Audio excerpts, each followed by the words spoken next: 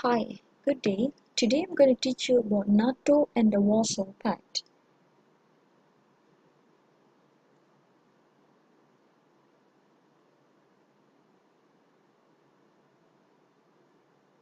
What was NATO and why was it set up? By the end of the 1940s, many Westerners were beginning to worry about the large armies which Russia had stationed in Eastern Europe. The USA used this fear to set up an alliance to defend the Western world. It was called the North Atlantic Treaty Organization, which is also known as the NATO, and countries signed up in April 1949. About 12 countries originally signed the treaty.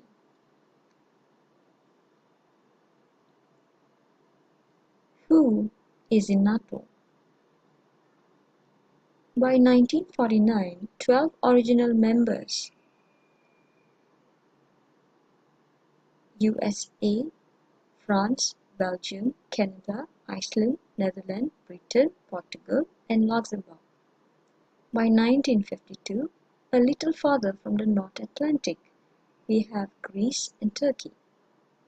By 1954, we had a new democracy, the Germany. By 1982, after the death of fascist dictator Franco, Spain has also joined NATO.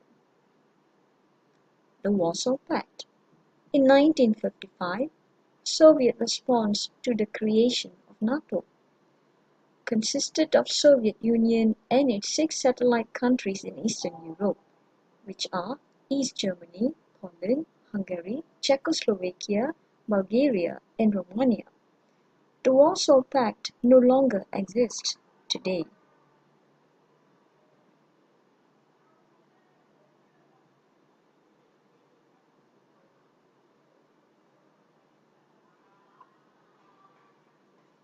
Eastward expansion. As democracy spread throughout Eastern Europe, NATO is adding new members. 1999, 3 former Warsaw Pact members were admitted into NATO, who were Poland, Hungary, and Czechoslovakia. By 2002, 7 former communist states in Eastern Europe were added, which were Estonia, Latvia, Lithuania, Slovenia, Slovakia, and Bulgaria.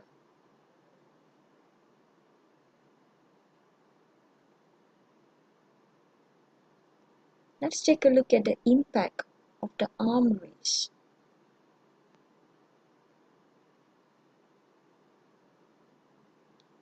The USA and the USSR competed to build more and more powerful weapons.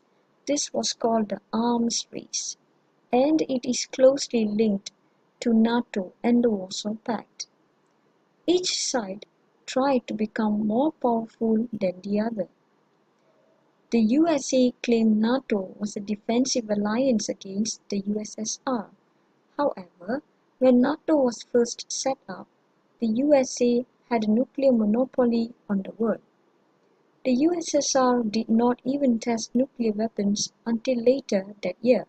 By then, the USA was working on even more powerful version. Let's see how the reaction of the USSR. How do you think the USSR would have felt about this? In May 1955, West Germany was admitted into NATO. They would have felt worst fears realized, Germany being rebuilt and now part of a military alliance. And what was the real purpose of NATO? The action it needed. What can the USSR do?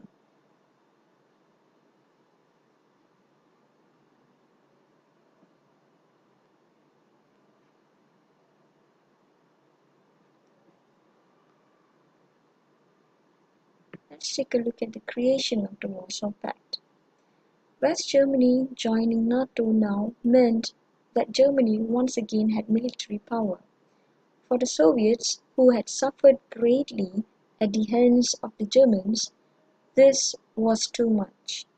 The Soviets set up the Warsaw Pact, which the Eastern European countries signed.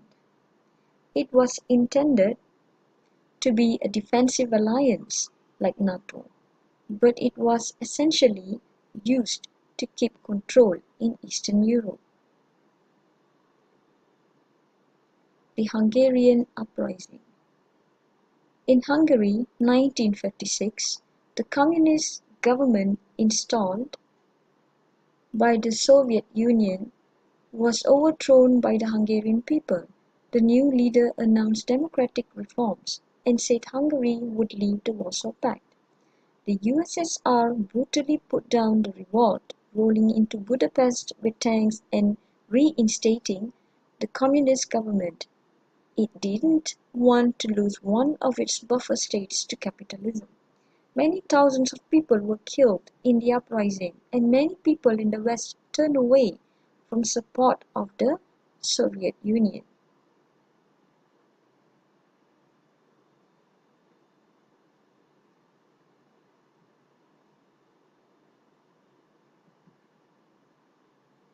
Which was the stronger organization? We have about 4 points, positive points on the NATO side and about 3 on the Warsaw Pact. NATO had territories separated by water and land. NATO was a voluntary alliance of democratic states. USA was a major part of NATO, but each member was involved in decision making. NATO had overall military superiority. Let's take a look at Warsaw Pact. Moscow had political domination over Central and Eastern Europe. The Warsaw Pact countries had geographic cohesion and land connections, so it was easy to transfer forces and weapons. The Warsaw Pact very clearly controlled from Moscow.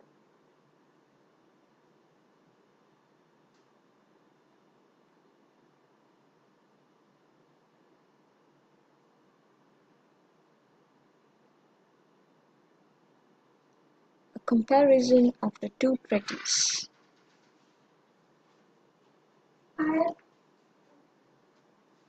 The parties will maintain and develop their individual and collective capacity to resist armed attack, and the parties agree that an armed attack against one of them shall be considered an attack against them all. This is from the NATO Treaty in 1949. Meanwhile, the best way to ensure peace and prevent new aggression is the organization of a system of collective security. New measures for strengthening and defenses of our peace-loving countries. The Treaty of Friendship, Cooperation and Mutual Aid is precisely to serve these aims. This is from the Warsaw Pact in 1955. The end. Thank you.